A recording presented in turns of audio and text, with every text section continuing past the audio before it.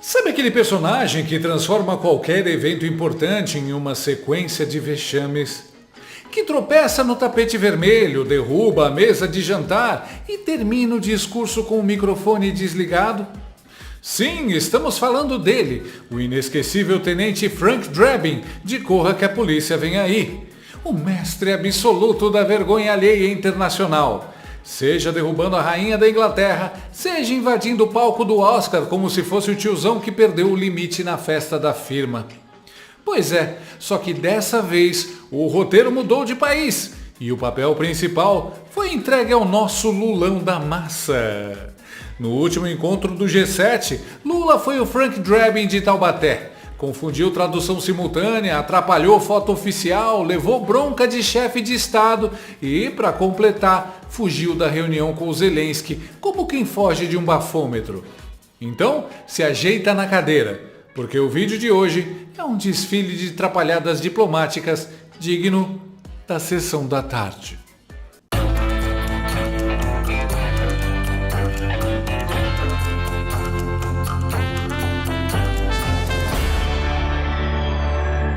Como se não bastasse acordar cedo, trabalhar, pagar as contas, a gente ainda tem que carregar o Brasil nas costas para pagar a mamata dos petistas. Chega uma hora que o corpo reclama, não aguenta. E se você tem dores nas juntas e nas articulações, seus movimentos ficam limitados e você deixa de fazer um monte de coisas. É por isso que você precisa conhecer o Nato Shark dia e noite. Ele é um suplemento alimentar natural, feito para ajudar no tratamento das dores nas juntas e articulações. Veja a reação dos inscritos aqui do canal.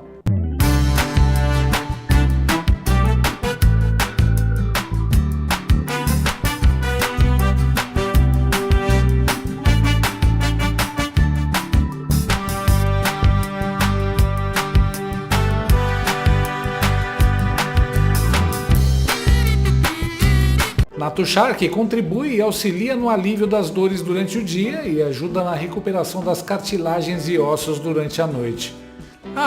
E o Nato Shark tem um alívio também para o seu bolso. Você pode parcelar em até 10 vezes sem juros e não paga taxa de entrega. Além do mais, a Nato Shark tem mais de 20 anos de mercado e é uma marca que apoia a direita e os conservadores.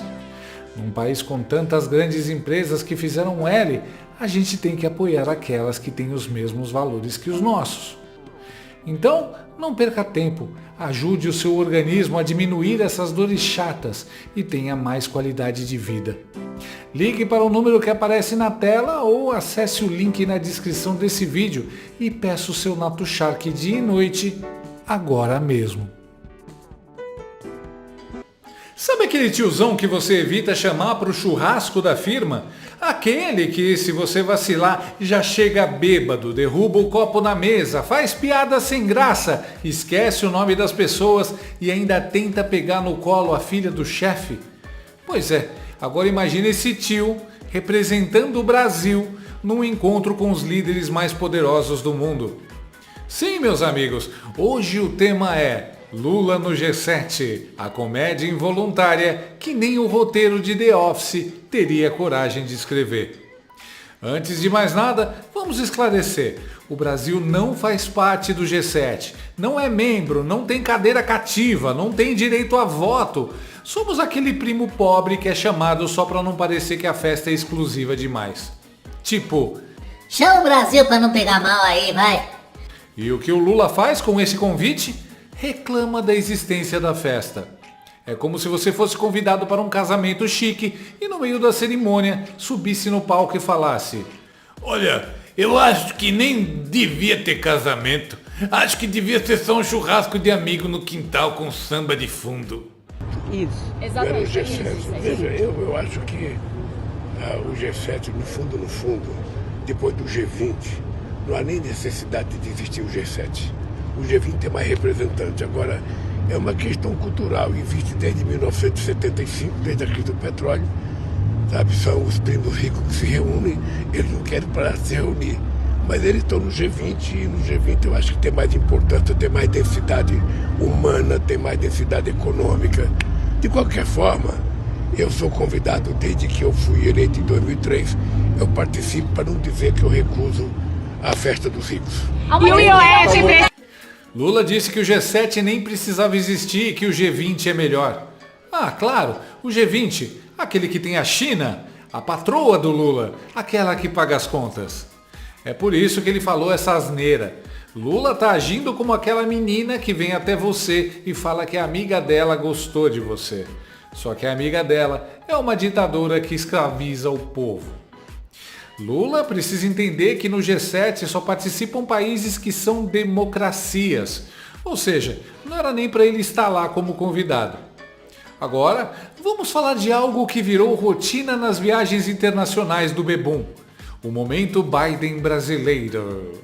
Sabe quando o Biden ficava perdido no palco, virava de costas para a plateia, dava tchau para ninguém ou começava a contar histórias que só faziam sentido na cabeça dele?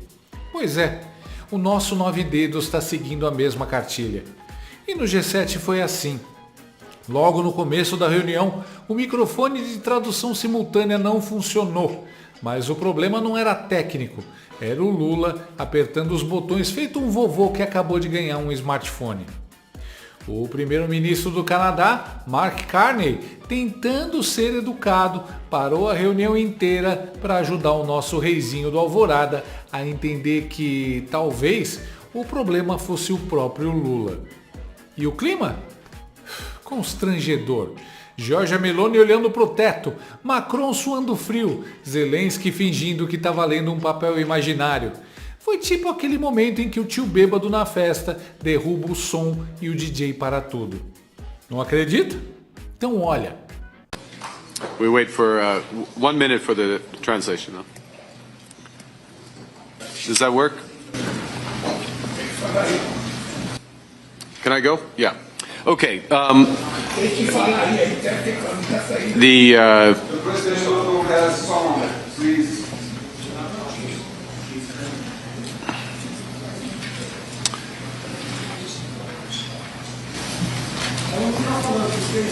Manda falar qualquer coisa para ver se o som vai ativar. Is it? Não está saindo aqui.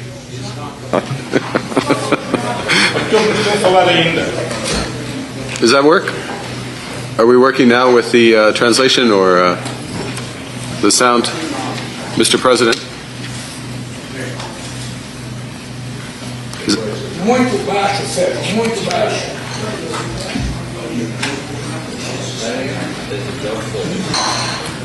Okay. All right. If we switch. Apologies, Mr. President. Okay, very good. All right. Relaxa, galera. Agora o Brasil é respeitado lá fora porque o presidente não fala palavrão. O impostor não sabendo como se portar numa reunião, perdido no vácuo. O cara com 3 mandatos na presidência e simplesmente nunca se importou em fazer um curso de inglês básico. Meu Deus. Bom, ele não sabe nem português, né? Imagina inglês. Mano, olha a reação do Macron à pataquada do sócio dele.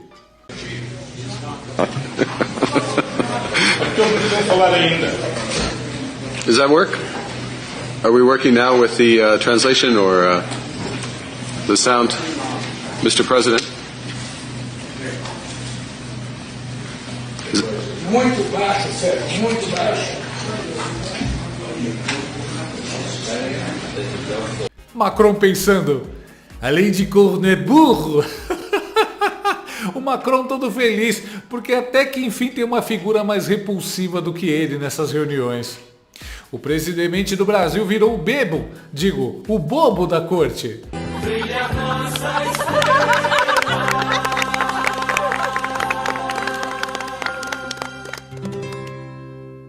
Macron já percebeu e o trata realmente como bobo, um deboche disfarçado de riso. É, Macron, seu pedido foi atendido. Após comentário de Bolsonaro sobre a primeira-dama francesa, Macron diz esperar que brasileiros tenham um presidente que se comporte à altura. E como se já não bastasse a vergonha da tradução, veio a segunda parte da comédia, a foto oficial. Sabe aquela tradicional foto de família que todo mundo no G7 faz? Todo mundo em pé, arrumadinho, olhando para a câmera. Pois é, menos o Lula. Na hora da foto, enquanto os líderes se posicionavam, o 9 Dedos estava de costas, batendo papo com Antônio Costa. E o melhor, com a Giorgia Meloni no meio dos dois, querendo cavar um túnel para fugir dali. Macron e Carney tiveram que chamar a atenção dele como se fosse uma criança de 5 anos.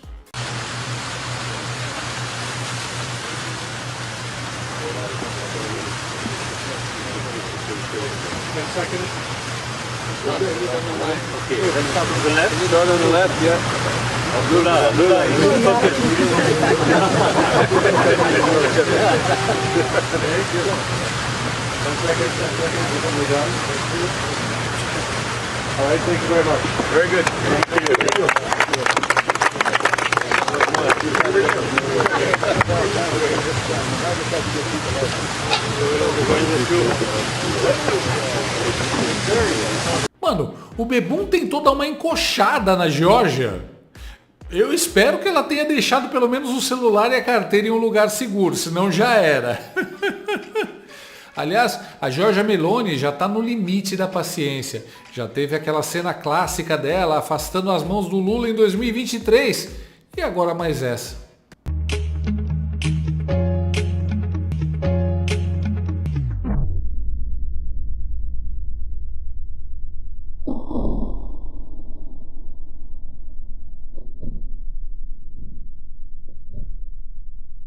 Se continuar assim, o próximo G7 vai ter uma placa escrita em italiano só pro Lula. Favor manter distância mínima de 2 metros da primeira-ministra. Claro, a cena virou meme rapidinho.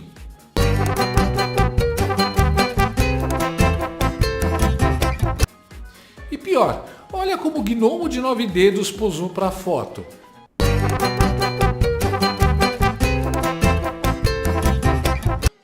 Pior do que fazer um hang loose numa foto oficial com líderes mundiais é fazer um hang loose meio.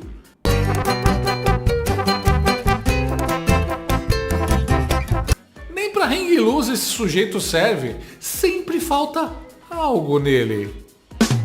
É isso que o tempo no presídio faz com a pessoa.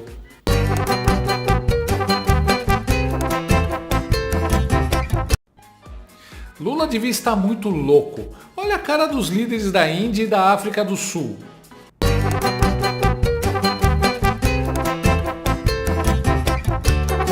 O sujeito tá de convidado, nem é do G7 e ainda causa. Mas calma, ainda tem mais. O show de horrores diplomáticos não para. O 9 Dedos tinha uma reunião marcada com o Zelensky, mas, adivinha? Foi cancelada. Ah, que pena. Foi um atraso de agenda. Ah, foi um desencontro. Ah, que dó, que tristeza. Mentira, Lula fugiu igual o Scooby-Doo foge de fantasma. Afinal, como é que ele ia encarar o presidente da Ucrânia depois de beijar a mão do Putin e assistir ao desfile de tanques russos como se estivesse vendo a bateria da Mangueira?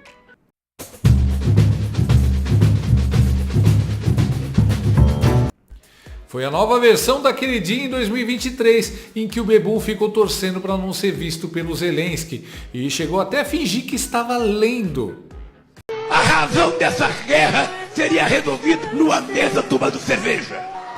E se o Stalinácio foge até do Zelensky, imagina se ele tivesse que encarar o Trump, que ele chamou de a nova cara do nazismo.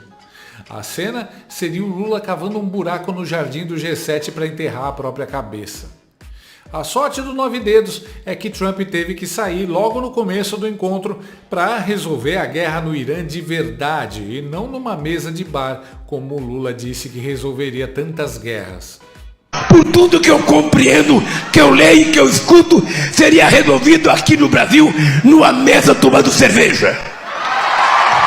E para fechar com chave de ouro, nem Emmanuel Macron, o sócio do Lula no coração da Janja, escapou da vergonha.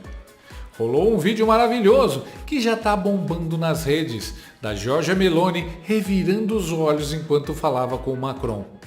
Sabe aquele olhar que diz: por que eu tenho que lidar com esse povo? Pois é, foi esse. Nothing official yet. They haven't turned on the microphones, and sometimes you can pick something up in the side conversations. But Macron e Lula, os dois viraram os dois chatos da mesa. A diferença é que, enquanto Macron é o primo playboy sojado, o Lula é o tio bêbado que faz a vergonha pública. Então é isso. O resumo da participação do Lula no G7 é simples.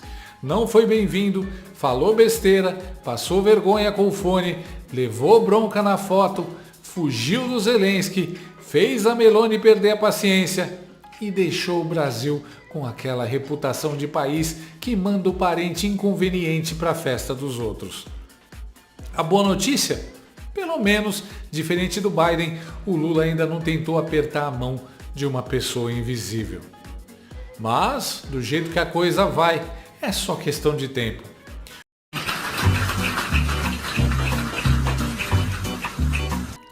O mais irônico é que eles não deixaram a Janja viajar para não criar cenas constrangedoras como a da China, mas não adiantou. Lula deu um jeito de passar vergonha sozinho mesmo. E assim encerramos mais um episódio da série Corra que o Presidente Vem Aí. A diferença é que, no caso do Lula, não tem dublê, não tem roteiro de comédia e muito menos final feliz para o Brasil. Enquanto o lendário Frank Drebin tropeçava, caía, derrubava a rainha, mas no fim pegava os bandidos, o nosso Lula tropeça, cai, passa vergonha, mas faz o contrário. Se abraça nos criminosos, dá tapinha nas costas de ditador, foge de democrata e beija a mão de tirano. No final das contas, a gente até sente saudade do Drebin. Pelo menos ele fazia a gente rir de propósito. E, o mais importante, estava sempre do lado da lei. Já o Lula? Bem, o Lula é o personagem que nem o roteirista de comédia mais maluco teria coragem de criar. Muito obrigado por assistir até agora e até o próximo Vexame Internacional. A gente também gosta de pão com mortadela. A gente gosta. A gente gosta de coisa boa. Hoje eu comi um cuscuz com 2 ovos fritos. Quem é que não quer? Gostou desse vídeo? Então inscreva-se no canal, comente, curta e compartilhe com seus amigos. Não gostou? Compartilhe com seus inimigos. Até o próximo vídeo, se o mundo não acabar antes. Por hoje é só.